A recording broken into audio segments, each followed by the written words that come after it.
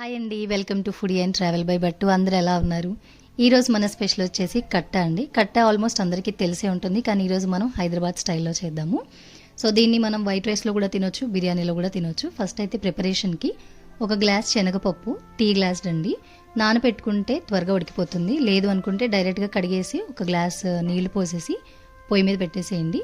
4 కూతులు వచ్చాక ఆపేసి పక్కన పెట్టేసుకోండి. దీనికోసం ఒక పెద్ద సైజు ఉల్లిపాయ, ఒక 4 పచ్చిమిరపకాయలు, దోసకాయ తీసుకున్నానండి. దోసకాయ బదులు సొరకాయ కూడా మీరు యూజ్ చేయొచ్చు. అలాగే వంకాయలు, పొడుగు వంకాయలు దొరికితే అదే ప్రిఫర్ చేయండి. మాకు అది దొరకకపోవడం వల్ల మేము గుత్తి వంకాయలు అయితే తీసుకున్నాం అనమాట. సో మాకు పొడుగు వంకాయలు దొరకలేదు కాబట్టి గుత్తి వంకాయ తీసుకున్నాము. మీరు అది దొరికితే అదే వాడండి. సో ఈ కట్ట ప్రిపేర్ చేయడానికి మనకు ఒక పెద్ద దాకైతే కావాలండి. అందులో 2 గ్లాసుల వరకు నీళ్లు పోసుకొని ఒక 3 దాల్చిన చెక్క, 3 లవంగాలు, 2 యాలక్కాయలు వేసి నీళ్లు వేడెక్కిన తర్వాత మనం ఏదైతే కోసి పెట్టుకున్నాం కదా, ఒక పెద్ద సైజు ఉల్లిపాయ, 4 పచ్చిమిరపకాయలు, 2 పెద్ద సైజు టమాటాలు. దీనిలో నేను దోసకాయ వాడాను, దోసకాయ బదులు మీరు సొరకాయ కూడా వాడుకోవచ్చు. అలాగే వంకాయలు. వీటితో పాటు మీరు ఇంకేదైనా కూరగాయలు యాడ్ చేసుకోవాలనుకుంటే దీంట్లో మనం క్యారెట్ కూడా యాడ్ చేసుకోవచ్చండి. ఇవన్నీ ఈ కూరగాయలన్నీ వేసిన తర్వాత మీ రుచికి సరిపడా ఉప్పు, కారం, పసుపు, అలాగే ధనియాల పొడి అయితే వేయండి. నేను కల్లుప్పు వాడాను, మీరు నార్మల్ సాల్ట్ కూడా వాడుకోవచ్చు. ఇవన్నీ వేసి ఒకసారి తిప్పిన తర్వాత ఒక కప్పున్నర నూనె పోసాను. మీరు కూడా నూనె ఒక కప్పున్నర కాకపోయినా కొంచెం తగ్గినా పర్వాలేదు, ఒక కప్పు నూనె వేసుకోండి. దీంతో పాటు ఒక చెంచాన్నర అల్లం వెల్లి పేస్ట్ వేసాను. అల్లం వెల్లి పేస్ట్ ఫ్రెష్గా అప్పటికప్పుడు ఇంట్లో పట్టుకుంటే కూరకి రుచి చాలా బాగుంటుందండి. దాంతోపాటు ఒక చెంచా బటర్ వేసాను. బటర్ అనేది ఆప్షనల్, మీరు స్కిప్ కూడా చేయొచ్చు. లేదనుకుంటే మీ ఇంట్లో వెన్న ఉంటే ఆ వెన్న కూడా వేసుకోవచ్చు.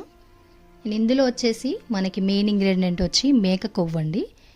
అది మనం ఎంత క్లీన్ చేసుకుంటే అంత రుచి వస్తుంది కూరకి, లేదంటే నీసు వాసన వస్తే కూర పాడైపోతుంది. కాబట్టి నేను నిమ్మకాయ, ఉప్పు వేసి నీట్గా క్లీన్ చేసుకున్నాను. దాన్ని తీసుకొచ్చి ఇందులో యాడ్ చేసి చక్కగా మరగనిద్దాము. మనం స్టార్టింగ్లో పచ్చెనగపప్పు కుక్కర్లో పెట్టుకొని విజిల్స్ రప్పించాం కదా, దాన్ని నేను మిక్సీ జార్లోకి వేసుకొని మెత్తగా పేస్ట్ అయితే చేసేసాను. మీరు మెదపగలిగితే మెదపండి, లేదంటే ఇలాగా మిక్సీలో వేసేసి చక్కగా పేస్ట్ అయిపోయేదాకా గ్రైండ్ చేసుకొని దాన్ని తీసుకొచ్చి ఇందులో యాడ్ చేసేద్దాము. దీంతోపాటు మనం ఒక కట్ట కొత్తిమీర వేసుకొని బాగా మరగనిద్దామండి. ఇది ఎంత మరిగితే మనకు అంత టేస్ట్ వస్తుంది అనమాట. కొంచెం తిక్కగా అయ్యేంత వరకు మనం మరగనిచ్చి, సో మా ఇంట్లో బిర్యానీ చేసినప్పుడల్లా ఖచ్చితంగా మాకు సైడ్లో ఈ కట్ట ఉండాల్సిందే. ఎన్ని కూరలు వండినా కట్ట మెయిన్ అండి. సో దీనిలో మేక కొవ్వు వేయడం వల్ల టేస్ట్ కూడా ఇంకా బాగుంటుంది బిర్యానీలోకి.